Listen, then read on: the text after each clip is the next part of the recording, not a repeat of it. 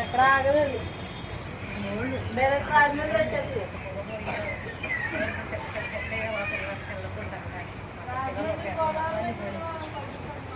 ఏముందంటే పైన ఎగరపోతున్నాను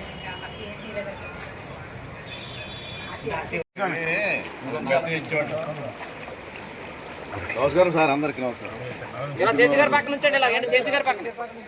మీ ఇంటికి రాలేదు పాప, ఇంటికి వచ్చావు. కారణం ఏంటంటే ఇంత బాధలు ఉన్నారు.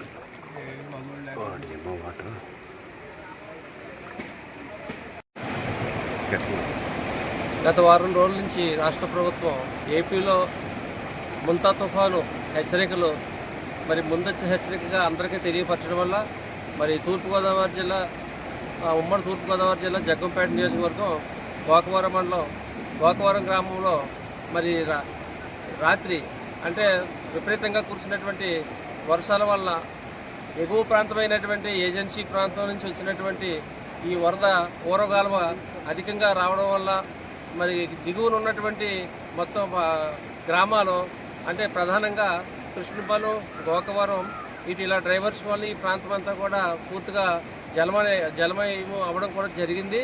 కాకపోతే ఒక రకంగా ఈ ప్రభుత్వాన్ని అభినందించక తప్పదు. ఎందుకంటే ముందస్తుగా సరిగా అన్ని డిపార్ట్మెంట్స్ ప్రధానంగా రెవెన్యూ డిపార్ట్మెంటు, ఇలా కృష్ణపాలెం పంచాయతీ, గోకవరం పంచాయతీ సచివాలయం అయితే, పంచాయతీ సెక్రటరీ వారు అయితేనేవి, అలాగే గోకవరం పోలీసు వారు అయితేనే ఇతరితర అన్ని డిపార్ట్మెంట్స్ కూడా ఈ విషయం మీద అలర్ట్గా ఉండడం వల్ల ఏ రకమైనటువంటి ప్రాణహాని జరగలేదని చెప్పైతే మేమైతే ఆశాభావం వ్యక్తపరుస్తున్నాం. ప్రధానంగా ఇక్కడ ఉన్నటువంటి ఈ వంతెన విషయం అయితే కృష్ణపాలెంకి, గోకవరం పంచాయతీకి కూడా మరి ప్రధాన వారధిగా భావించవలసి వస్తుంది.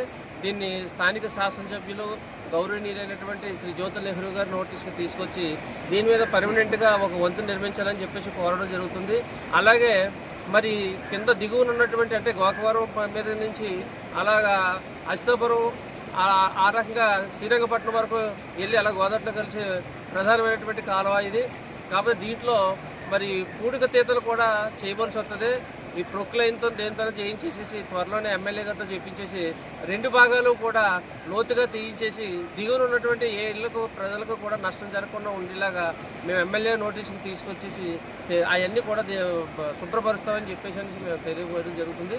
మరొకసారి మరి పంచాయతీ, సచివాలయ సిబ్బంది, పోలీస్ డిపార్ట్మెంట్ వారికి కూడా మేము ప్రత్యేకమైనటువంటి ధన్యవాదాలు తెలియపరుస్తున్నాం. మేము ప్రజలకు మళ్ళీ తెలియపరిచేది ఏంటంటే మళ్ళీ పూర్తిగా ఈ వర్షం పూర్తిగా కంట్రోల్ అయ్యే వరకు కూడా ప్రజలందరూ అప్రమత్తంగా ఉండాలని చెప్పి, ముఖ్యంగా ఎప్పుడైతే మరి పాత నీరు కలుషితమయ్యి కొత్త నీరు ఎప్పుడైతే వచ్చిందో ఆటోమేటిక్గా తాగునీరుకి చాలా ఇబ్బంది ఉంటుంది. కనుక ప్రజలు ప్రధానంగా కాచి చల్లార్చిన నీళ్లు తాగాలని చెప్పేసి కోరుతున్నాం.